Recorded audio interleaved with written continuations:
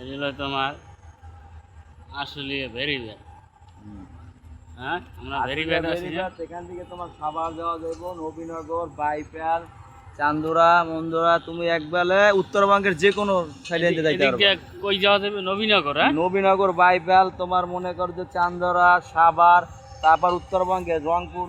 তাই এদিক দিয়ে যাওয়া যাবে কই? এদিকে এদিকে হলো কাশিমপুর, এদিক দিয়ে তোমার এদিকে আমি যদি হাত দিছি না। এদিক দিয়ে তোমার হলো যে যাইব আব্দুল্লাহপুর, ঢাকার যে কোনো সিটির ভিতরে ঢাকার ঢোকা যাইব। টঙ্গী, আব্দুল্লাহপুর, হ্যাঁ, এই সাইড দিয়ে মিরপুর। একবারে সব ও, এই সাইড দিয়ে লইলেন। আর ভাই এই যে এদিকে জায়গাটার নাম কি ভাই? এইটা হলো আমাদের ঢাকা, এটাও পড়ছে গাজীপুরের ভিতর, এটা পড়ছে তোমার বাদাম বাকরালের ভিতরে পড়ছে। এখান থেকে এই বাকরাল বাদামের ভিতরে এখান থেকে চেরাগালের একটা রোড আছে।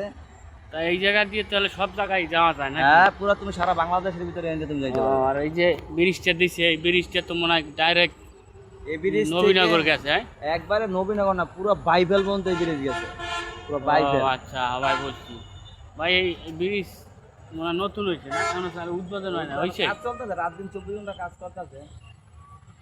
ও, ঠিক আছে বন্ধুরা, আমরা আইছি আসলে ভেরিবাদের কাছে। হ্যাঁ, ঘুরতে আসলাম, কিন্তু দেখার মতন রাস্তায় পানির লেগে আমরা যাইতে পারতে আসি না। এই পর্যন্তই আমরা সমাপ্ত। ঠিক আছে, ওকে।